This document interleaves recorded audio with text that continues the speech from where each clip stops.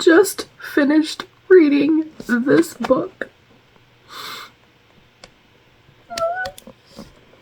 Hey everyone, and welcome to another video. So today I'm gonna be reviewing Iron Flame. This is book 2, the sequel to Fourth Wing. So if you want to watch my review of Fourth Wing, check it out. The video will be here. But oh boy, do I have to talk about this book. So I literally just finished it seconds ago. Like, I closed the book, I freaked out a little bit, stared into space, I cried, tears like in my eyes, and then I decided to come do my review. So I have a really, like, a hate-love relationship with this book, but my god, the ending to this thing completely just blew me out of the water. And so my brain was like, I don't even know where to begin. So I'm not going to do spoilers, so don't worry. But let me just say that after the ending of Fourth Wing, again, without spoilers, there's a big epic battle, and there's such intense stuff happening at the end of Fourth Wing that you're kind of like on a peak of really intense stuff happening. And the way that the pacing of Fourth Wing really went was you would have, we're just gonna stick that right there. The way that, like, the pacing of Fourth Wing would go is that you would have, like, these really intense moments that were super intense and action-packed and suspenseful, and then it would come back down and kind of, like, either get boring or slow, basically, of classroom stuff, and then right when you're about to get bored with it, it shoots back up in intensity and other stuff happens, and that was just the whole book. So it ended on one of those, like, high peaks, and so the beginning of Iron Flame, I mean, it kind of comes down off of that, and it makes the pacing really slow. And so for me, the beginning was so slow. It was like sloshing through mud for me, to be honest, and I fell out of it and I stopped reading it for the longest time. And I want to check and see what dates I was actually reading this book, because I actually don't remember, but I took a major hiatus, and then my cousin and I had talked about doing a 24-hour reading challenge for the first time to try and attempt it, and I thought, well, this would be the perfect time to, like, get back into this book and actually start making some reading progress in it by doing this 24-hour reading challenge. And so me and my sister went over to her house, my cousin's house, and we did the challenge, which I'll have that video as a card here. We had so much fun. But basically that evening, I read so much. I was behind my sister, and I knew that my sister had gotten to some really exciting plot points. So I was thinking, okay, I just got to get through this slow sludge. Well, right when I started reading again, the pace picked back up again. And so I feel like in Iron Flame, the biggest difference between it and Fourth Wing for me is that the slower parts are a little longer in Iron Flame, whereas in Fourth Wing, they lasted only as long as it took for you to get bored, but then you're just right back up there again, so you never really had the chance to get bored, whereas this one, the slow beginning, kind of like lasted for a longer period of time before it picked back up again. But in that 24-hour reading challenge, when I started reading the middle section of this book, I read a really, really good long chunk of it. It got so intense and picked back up that I had to keep reading. And that day I was like chasing my sister. And so really check out that video when you're done with this one, because it's really fun to watch if you haven't already. So that's what got me back into Iron Flame. So at that point, I started reading it more steadily, and then something happened to one of the main characters in this book. And the aftermath was dramatic, but I expected the main characters to talk about it, because it was one of those things, like, it's a major thing, and they needed to talk about it, and instead of talking about it, they just got spicy, and I got so mad. I rage quit and stopped reading it again. Which, when we did the 24-hour reading challenge, I don't remember the days, but it wasn't, I mean, it was several weeks But then my sister, once again, had gotten to intense parts, and I was like, okay, I just need to get in and read this thing. And again, right when I had rage quit, the pacing picked back up again, the issues were addressed, and everything fixed itself, and then the slow parts ended, and the rest of it was just like, woof, like it just shot way up in intensity.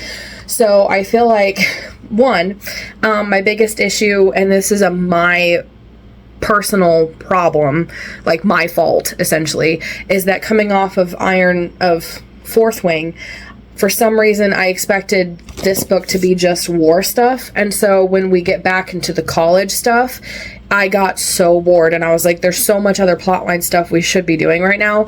But then it does pick back up, things change, and then there's some slow points because she has a lot of stuff that she's building and establishing, and characters that she's introducing as well, and concepts and stuff, and so that does slow down. But it does kind of like where it slows down, picks back up, slows down, picks back up, and then it picks back up and picks back up and picks back up the whole.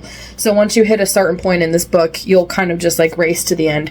So I would say for you to enjoy this book after coming off of Fourth Wing, don't expect to just launch into the war. This is second year college stuff, but if you can go in with that mindset, this book is really going to excite you, because it's not just war college stuff like in the first one. Things do pick up. Like when I say college stuff, things get really dangerous and really intense. So I feel like just don't go into it expecting them to just only do war stuff. And again, that was my problem, my fault for thinking the wrong way.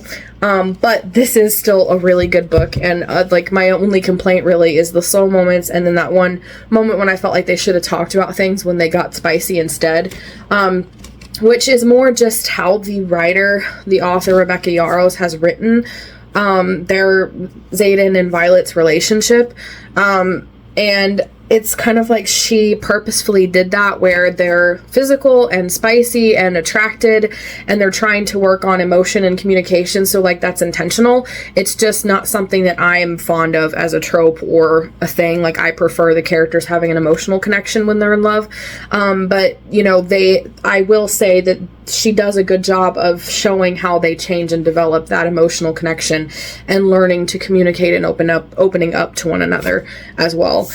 I started this on July 12th, and then by July 16th I was on page 95, and then I took a break for all of the month of July.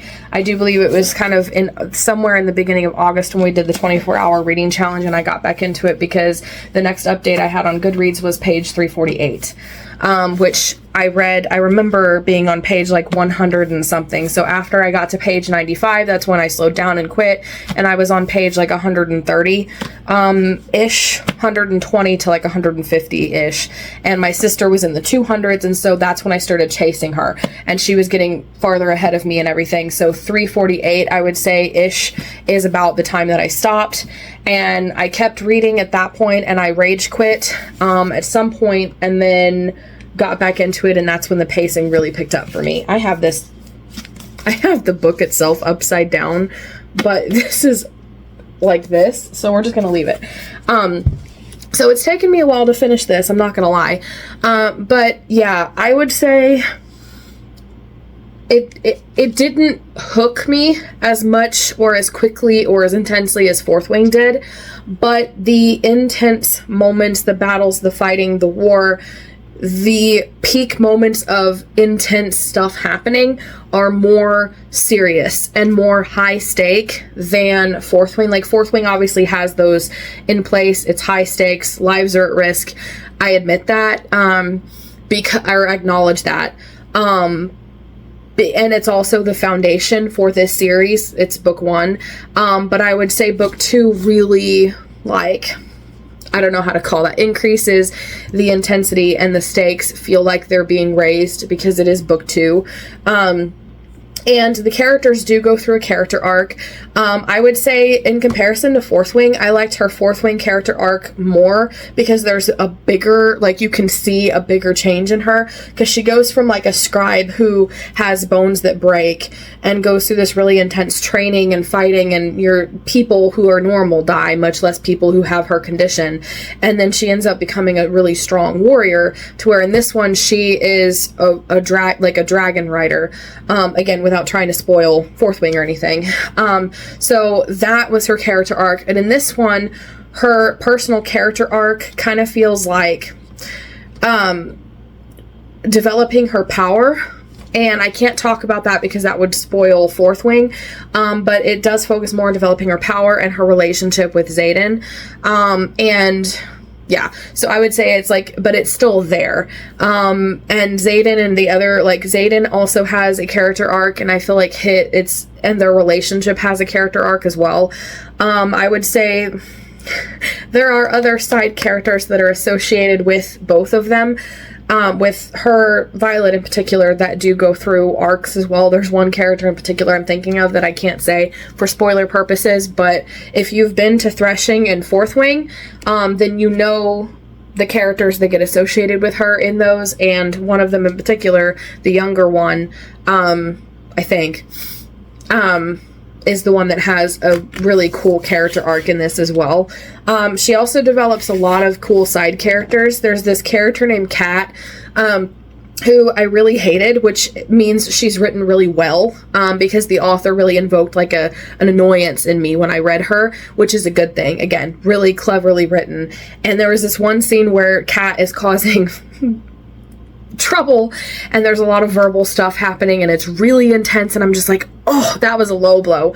But that character has a character arc, and I'm just like, oh my goodness.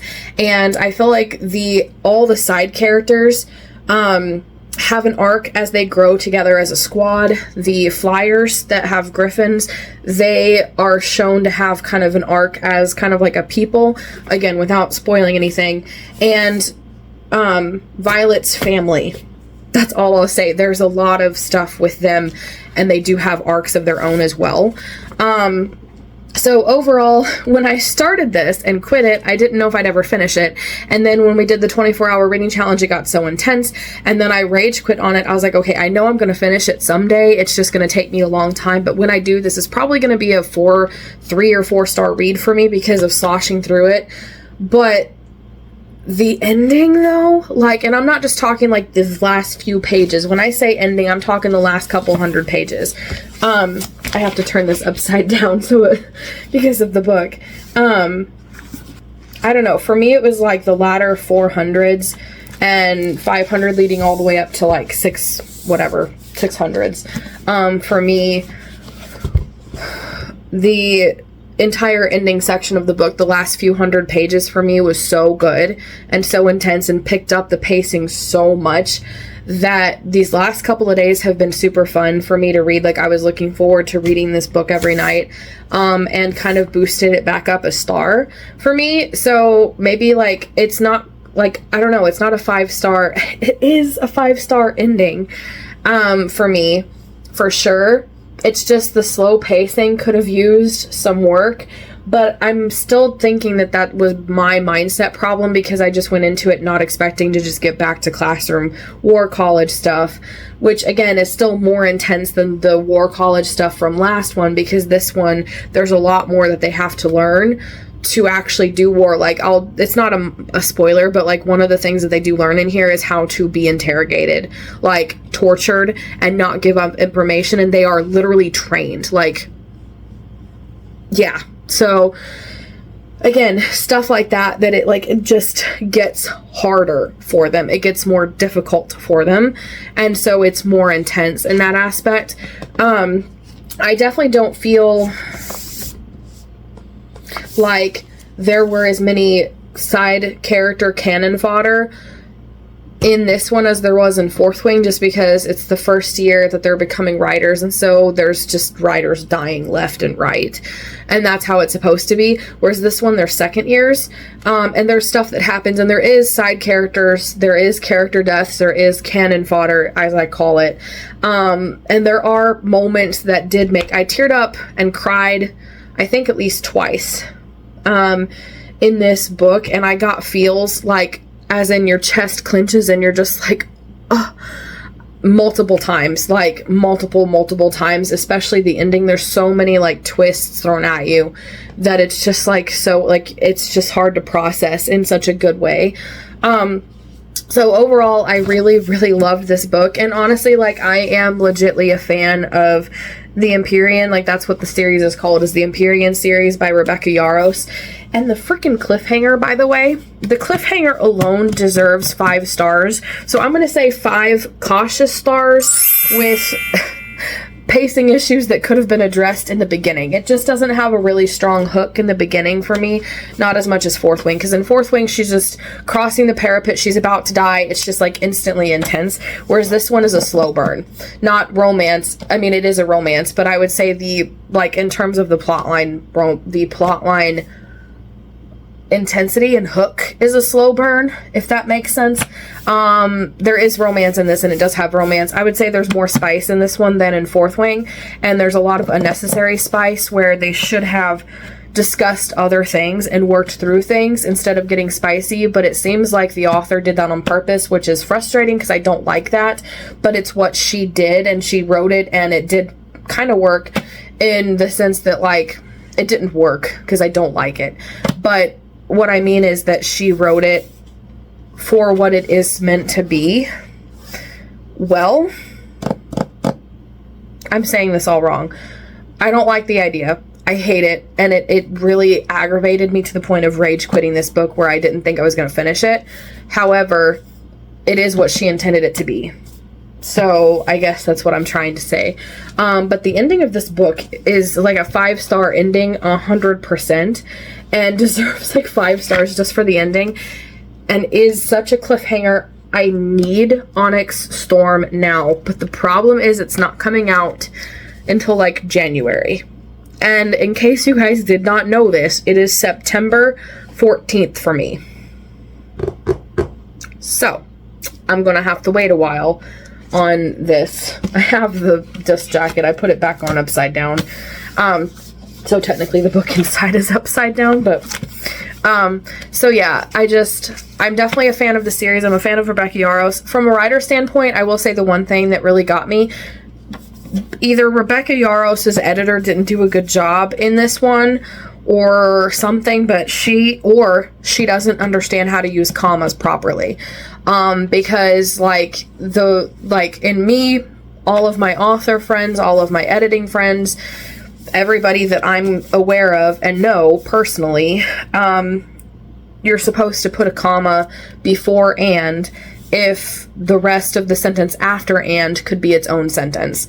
And so she never does that. And then other times there are commas, but the after and part isn't its own sentence, so it's like awkward and not there.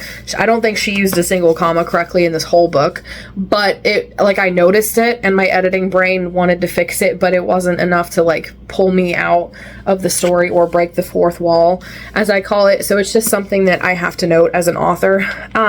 But again, famous authors like her can get by with stuff that indie authors like me and my friends and all my author friends can't.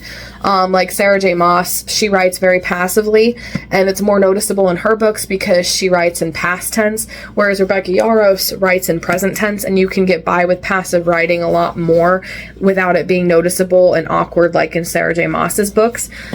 So yeah, but overall, the comma issue is minor. Her writing, like the descriptions and the way that she makes you feel things is also so intense. Like, there are several times where I'm feeling hot or overheated because the way that she also does the magic in this, I'm kind of jumping around here, but I'm a sucker for really good fantasy.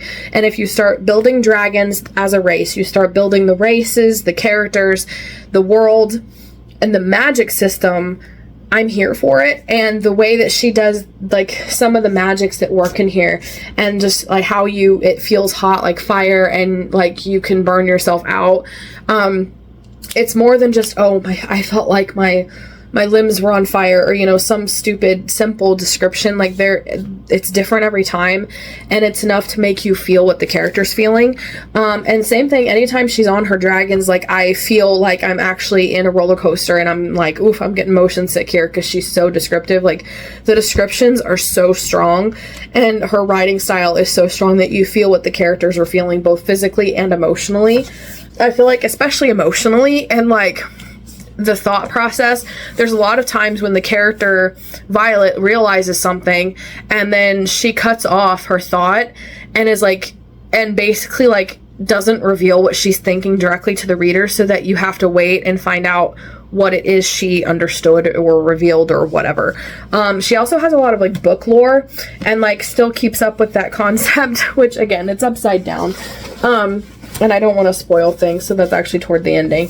But anyways, you know what I mean? Like before every chapter, there's like a quote from a book in their world, and they're always relevant to that chapter. So as you can see, I have this backwards and upside down on top of everything else, so that's always fun. And that's cool, and they become like more and more and more and more relevant, that you can actually find out and learn history and lore in their world by reading those before every chapter. And it really like not only gives you this nice little tidbits, but like Easter eggs to like really sink your teeth into. So I also feel like that's another good thing. So there's definitely a lot more positive things than the negative things, which would be the too much spice in moments that should have been serious conversations, the slow pacing in the beginning and spreads kind of throughout the book a little bit, and the missing commas. And so that's really my only critiques for this book. So overall, I'm going to say 5 cautious stars, but the ending boosted it up. That's all I can say. So have you guys read Iron Flame? If you did, what do you think of it? Let me know in the comments below. And did you like it more or less than Fourth Wing, for those of you who've read both? And if you haven't read both, let me know what you think in the comments below. Also, this is Editing Joanna here, and I wanted to add that if you enjoy books with a lot of action and a lot of like really good wholesome romance that doesn't have spice, unlike Iron Flame, then check out Immortal. I'm so excited. It's on pre-order right now as of the time you guys are watching this. I'll have the blurb and the link in the description below. Check it out. It's got action and romance, and it's got a really good villain. It's got Grumpy Sunshine. It has forbidden romance. It's got sorcerers and magic, but real history, actual battles. So check it out. The link's in the description below. You'll love this book. I promise you. It's such a good book. Go check it out. If you liked this video, be sure to give it a like and subscribe for more writing and reading videos every Monday, Wednesday, and Friday. And in the meantime, if you liked my review of Iron Flame, then please check out my review of the first book in this series, which was Fourth Wing. You don't want to miss it. I go over all my thoughts and details on that one, and the fun bonus story of how I came to actually discover Fourth Wing, which is a unique story in and of itself. And yeah, I think you guys will like it. Don't forget to also check out the 24-hour reading challenge I did with my cousin, which is where I was reading the middle of this book.